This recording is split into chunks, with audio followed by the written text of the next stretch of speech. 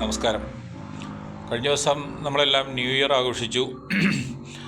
New year ആഘോഷിച്ച് കഴിഞ്ഞ് പിറ്റേ ദിവസം പല ചെറിയ പട്ടണങ്ങളിലും ടൗണുകളിലൊക്കെ ചെന്ന് കഴിഞ്ഞപ്പോൾ ടൗൺ മുഴുവൻ ഈ തലേ ദിവസം പൊട്ടിച്ച പടക്കത്തിൻ്റെയും ഇതിൻ്റെ എല്ലാം ഭയങ്കരമായ വേസ്റ്റ് കുമിഞ്ഞുകൂടി കിടക്കുന്നു. വൃത്തികേടെന്ന് പറഞ്ഞാൽ ഇതുപോലെ ടൗണും പരിസരവും വൃത്തികേടായി കണ്ടിട്ടില്ല. അപ്പോൾ ഇതിനെക്കുറിച്ച് അവിടെയുള്ള ടൗണിലുള്ളവരോട് ചോദിച്ചപ്പോൾ അത് പഞ്ചായത്തുകാർ നോക്കിക്കോളും എന്നാണ് നമ്മുടെ ഒരു നിലപാട്. എന്ത് അസംബന്ധമാണെന്ന് നോക്കൂ. നമ്മൾക്ക് സ്വാതന്ത്ര്യമുണ്ടെന്നും പറഞ്ഞാൽ നമ്മൾക്ക് ടൗൺ വൃത്തികേടാക്കാൻ സ്വാതന്ത്ര്യമുണ്ടോ? ഇല്ല. അങ്ങനെ ഉണ്ടെങ്കിൽ തന്നെ അഥവാ ഇനി ആഘോഷിച്ച് കുഴപ്പമില്ല.